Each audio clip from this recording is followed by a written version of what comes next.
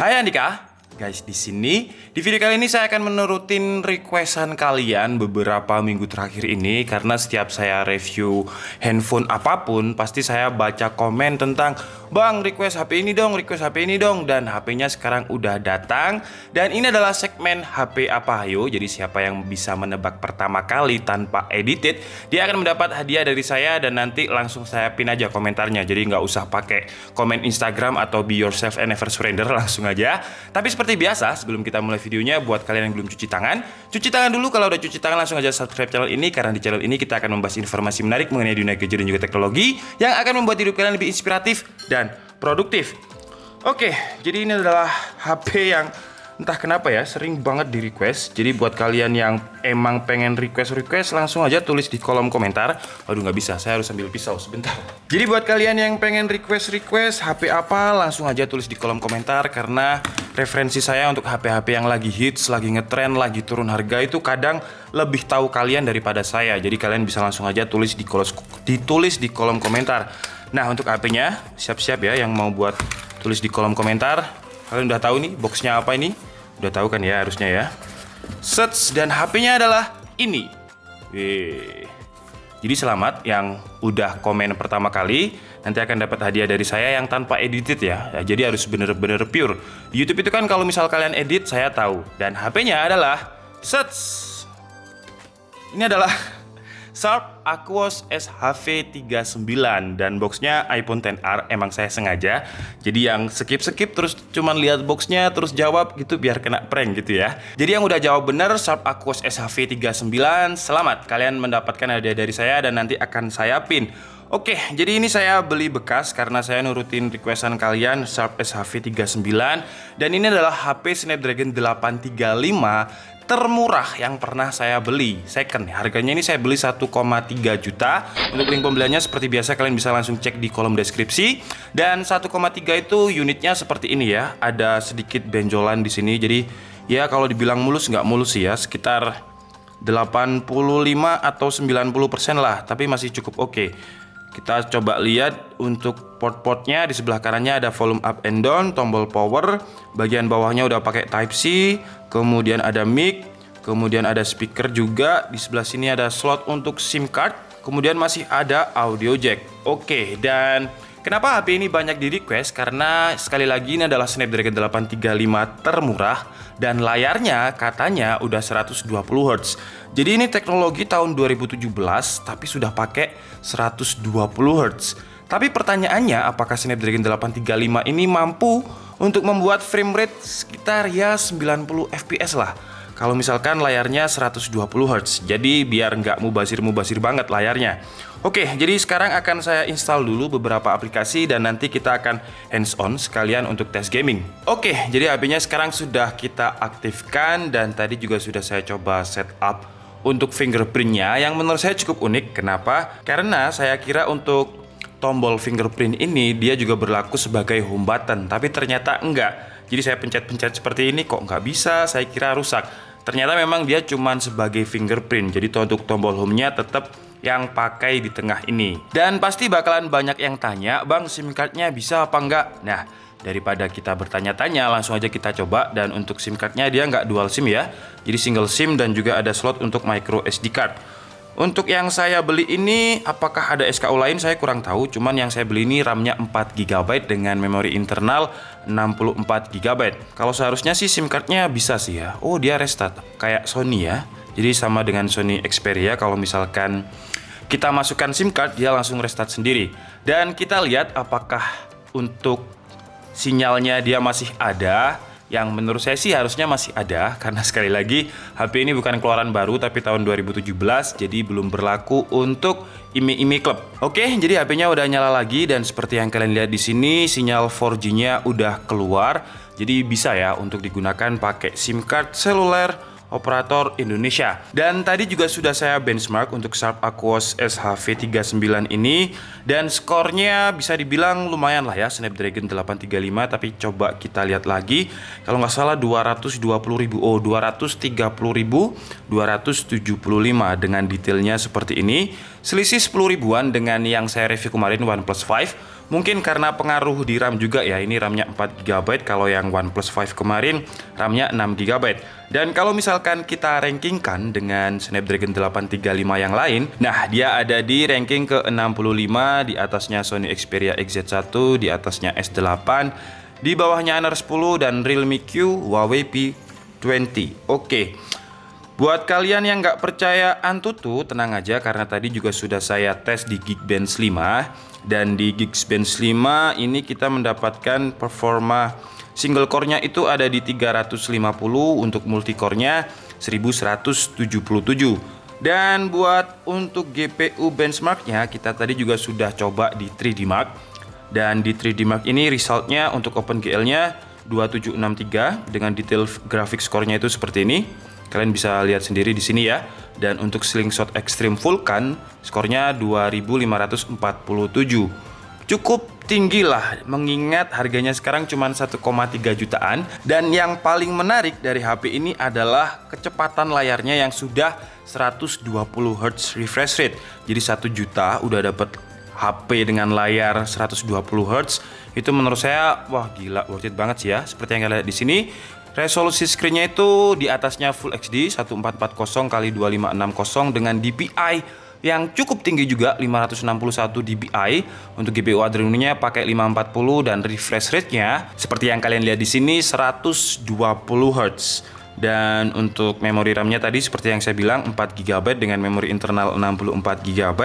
Dan untuk chipsetnya dia pakai Qualcomm Snapdragon 835 10 nanometer. Kemudian untuk kameranya, kita coba lihat kameranya. Untuk di AIDA registrasinya itu 23 megapiksel untuk kamera belakangnya, dan kamera depannya resolusinya 16 megapiksel. Dan kameranya ini menurut saya gigi loh ya dengan harga 1,3 juta. Kenapa? Pertama, di mode videonya, kalau misalkan kita masuk ke mode video, dia itu ada mode 4K, tapi ketika 4K mode optimization-nya itu nyala sebentar. Kita masuk ke video dan seperti yang kalian lihat, video size-nya bisa 3840 x 2160 dan dia juga bisa pakai dua mode ACE, yaitu Optical Image Stabilization dan Electronic Image Stabilization. Dan sekarang langsung aja kita coba untuk kualitas videonya seperti apa. Dan ini adalah kualitas kamera belakangnya atau main kameranya dengan resolusi 4K. Dan yang menarik di 4K-nya ini juga ada fitur Image Stabilization. Jadi dia punya dua, electrical dan juga optical. Nah, yang kita pakai sekarang ini adalah yang optical. Dan habis ini kita akan coba yang electrical. Apakah ada perbedaan? Kalau ini sih di layarnya Sharp ini lumayan stabil ya. Lumayan stabil. Saya coba agak jalan cukup kenceng. Kira-kira seperti ini. Ya. Masih cukup stabil. Sekarang kita coba yang electrical stabilization. Nah, yang ini adalah electrical stabilization. Wih gila, ini stabil sih. Ini kayak apa ya? Tapi dia agak delay. Jadi ketika saya turunkan seperti ini, dia agak melambat. Wih.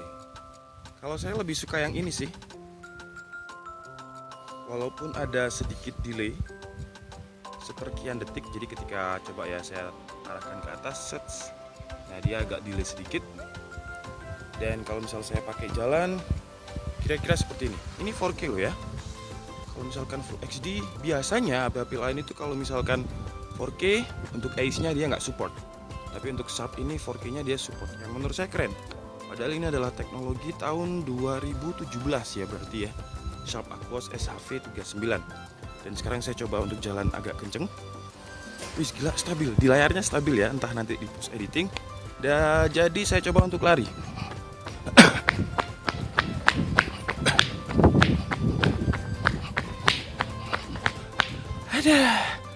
Itu aja udah capek saya guys. Udah tua emang ya. Udah cukup. Udah anjing marah-marah lagi. Oke, sekarang kita coba untuk kualitas kameranya. Kemudian untuk settingan kameranya seperti ini. Jadi dia bisa sampai 23 megapiksel untuk kamera belakangnya di rasio 4:3. Dan untuk user interface-nya standar ya, standarnya Sharp. Dan sekarang kita coba untuk kameranya seperti apa kira-kira. Wah gila, menurut saya sih kameranya oke banget ya. 23 megapikselnya Sharp. Wih gila, ini bening banget sih menurut saya. Dan untuk shutternya juga cepet. Cuman kalau misalkan kita masuk ke kamera depan, dia processingnya cukup lama. Jadi ketika kita masuk ke kamera depan seperti ini, dan saya coba untuk selfie sebentar. Nah, kalau kalian lihat processingnya cukup memakan waktu ya untuk kamera depannya. Walaupun kita ubah ke mode yang mungkin paling kecil ya, kita coba 8 megapiksel dan kita coba selfie. Oh, kalau 8 megapiksel enggak. Jadi yang processingnya cukup lama adalah di picture size yang 16 megapiksel. Nah, kalau misalkan kita pencet, tuh dia processingnya lumayan memakan waktu yang cukup lama.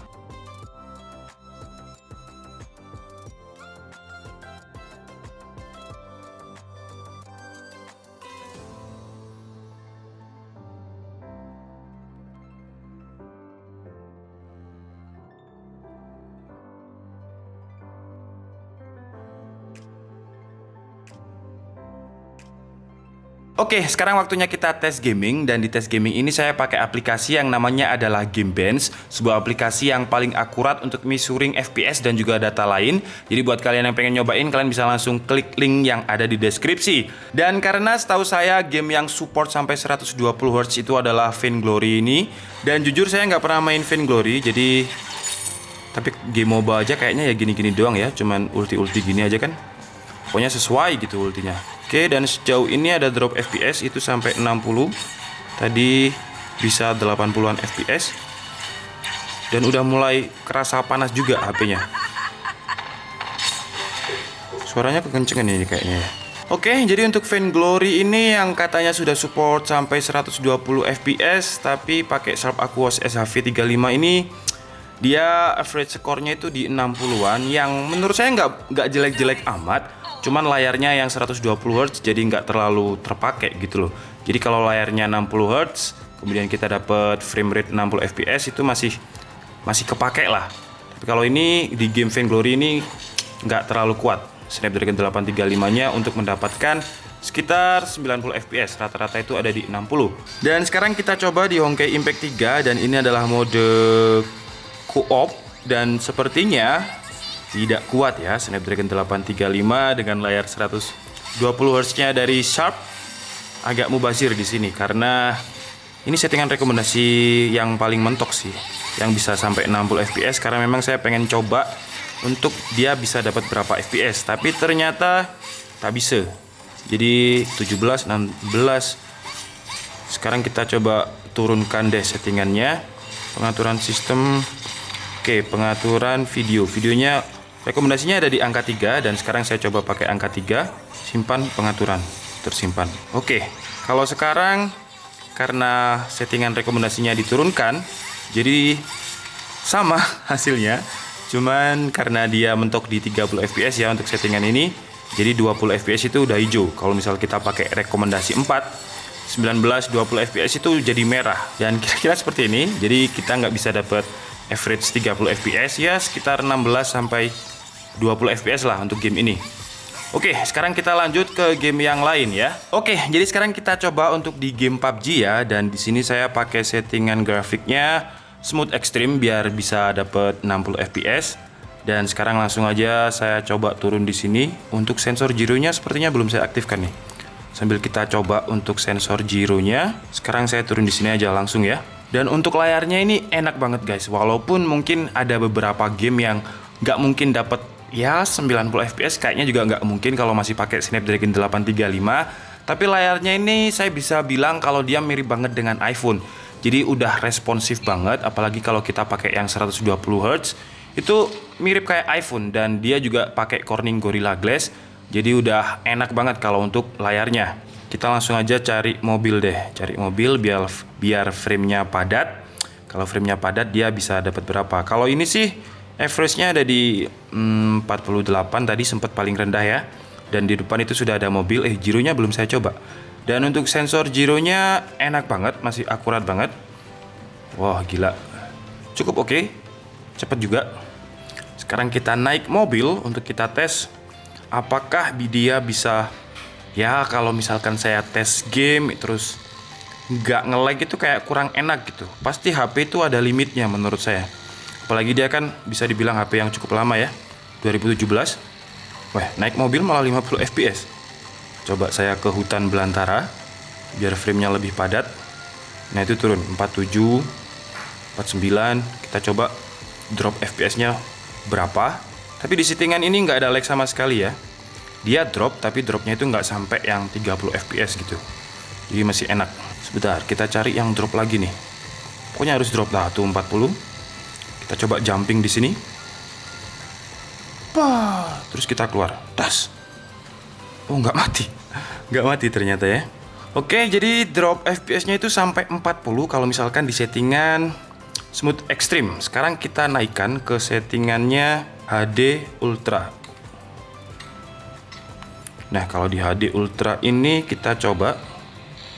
Nah, itu drop sampai 31 kalau di settingan XD Ultra.